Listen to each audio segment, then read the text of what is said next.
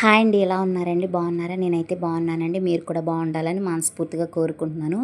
ఈరోజైతే పాలకూర పన్నీర్ కర్రీ చేయడానికి రెడీ చేస్తున్నా. ఒక కట్ట వరకు పాలకూర తీసుకున్నానండి. పాలకూరని చక్కగా ముక్కలుగా కట్ చేసుకుని కడిగేసుకున్నాను. తర్వాత కొంచెం సాల్ట్, పసుపు వేసుకుని ఈ పాలకూర అంతా కూడా మునిగేట్టుగా వాటర్ వేసుకున్నాను. ఇప్పుడైతే స్టవ్ మీద పెట్టుకుని 1 నిమిషం పాటు ఉడకబెట్టుకోవాలండి. ఇప్పుడైతే పన్నీర్ని ఇలా చిన్న ముక్కలుగా కట్ చేసుకున్నాను. ఈ రకంగా చిన్న ముక్కలు కట్ చేసుకుంటే చాలండి కర్రీ చేసుకోవడానికి. దీన్ని ఒక పక్క పెట్టేసుకోవాలి. ఇప్పుడు చూడండి, పాలకూర ఇలా ఉడికింది. మరీ ఎక్కువగా ఉడకబెట్టేసుకోకూడదు. ఈ రకంగా ఉడికితే చాలు. ఇందులో వాటర్ అంతా కూడా తీసేసుకోవాలి. ఇప్పుడు ఈ పాలకూరలో దాల్చిన చెక్క, అలాగే యాలక్కాయలు, లావు మొగ్గలు వేసుకుని దీన్ని మొత్తం స్మూతీ పేస్ట్ లాగా చేసేసుకోవాలి. ఈ రకంగా పేస్ట్ కింద చేసేసుకున్నాను. ఇప్పుడైతే కర్రీ ప్రిపేర్ చేయడానికి స్టవ్ మీద కడాయి పెట్టుకోవాలండి. ఇప్పుడు ఒక 3 స్పూన్ల వరకు ఆయిల్ వేసుకోవాలండి.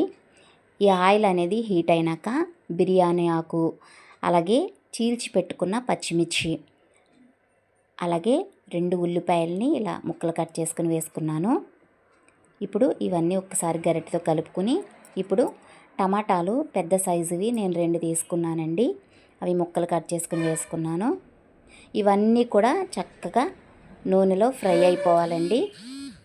ఇలా మెత్తగా ఫ్రై అయిపోవాలి. మరీ గోల్డ్ కలర్లో అవసరం లేదండి. ఈ రకంగా మెత్తగా ఉడికితే చాలు. ఇప్పుడైతే పన్నీర్ ముక్కలు వేసుకున్నానండి. మా హౌస్ అనేది రోడ్డు పక్కనే ఉంటుందండి. అందుకోసమని మీకు లారీల సౌండ్లు, బైకుల సౌండ్లు ఎక్కువగా వినిపిస్తున్నాయి. ప్లీజ్ అండి, అర్థం చేసుకోండి. సారీ అండి ఆ సౌండ్లు వినిపిస్తున్నందుకు. ఒక్కసారి గరిటెతో కలుపుకొని 1 నిమిషం పాటు మూత పెట్టేసుకోవాలి. చూడండి, చక్కగా నూనె అంతా కూడా పైకి తేలిపోయింది కదా. చాలా మట్టికి కుక్ అయిపోయినాయండి పన్నీర్ ముక్కలు, అలాగే ఉల్లిపాయ ముక్కలు కూడా. ఇప్పుడు ఇందులోకి అల్లం వెల్లుల్లి పేస్ట్ వేసుకోవాలి.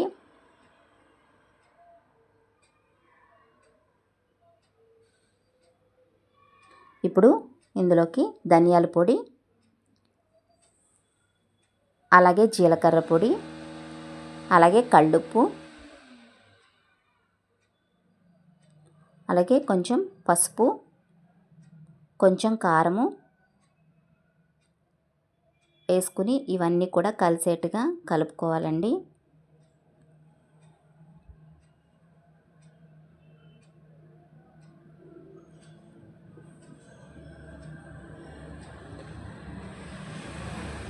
ఇప్పుడు 1 నిమిషం పాటు మూత పెట్టేసుకోవాలి.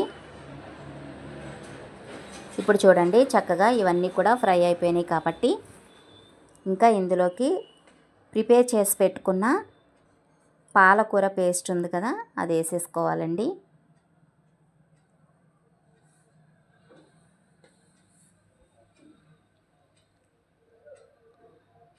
పాలకూర అనేది మనం పేస్ట్ కింద చేసేటప్పుడు పచ్చగానే ఉంటుందండి. తర్వాత దీన్ని ఉడకబెట్టడానికి మూత పెట్టేస్తాం కాబట్టి కొంచెం కలర్ అనేది చేంజ్ అవుతుంది. కొంతమంది అయితే, అందరూ కదండి, కొన్ని చోట్ల అయితే ఇలా ఫుడ్ కలర్ వేస్తారండి. గ్రీన్ కలర్, ఫుడ్ కలర్ ఉంటాయి కదా, అవి వేస్తారు. అందుకని పాలకూర పన్నీర్ కర్రీ అనేది కొంచెం బాగా గ్రీన్గా కనిపిస్తూ ఉంటుంది. ఇప్పుడు చూడండి, పాలకూర పన్నీర్ కర్రీ రెడీ అయిపోయిందండి. చాలా టేస్ట్గా ఉంటుంది. మనం అన్నీ కూడా తక్కువ మోతాదులో వేసానండి. ఏంటి మసాలా సరుకులు అనేవి తక్కువ మోతాదులో వేసాను. అంత ఘాటుగా ఉండదు. పిల్లలు కూడా చాలా ఇష్టంగా తింటారు. చపాతీలోకి ఏంటి, రోటీలోకి ఏంటి, అన్నంలోకి ఏంటి వేసి పెట్టినా చక్కగా తింటారండి.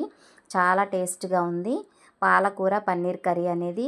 ఈ వీడియో నచ్చినట్లయితే లైక్ చేయండి, అలాగే షేర్ చేయండి, సబ్స్క్రైబ్ చేసుకోండి. లైక్ ఇవ్వడం మాత్రం అస్సలు మర్చిపోవద్దు ప్లీజ్ అండి. మీరిచ్చే లైక్ని బట్టి నా ఛానల్ అనేది, నా వీడియోస్ అనేవి ఇంకా ముందుకు వెళ్ళడానికి అవకాశం ఉంటుంది. ప్లీజ్ అండి, లైక్ ఇవ్వండి. లైక్ ఇచ్చిన వాళ్ళు అస్సలు మర్చిపోవద్దు.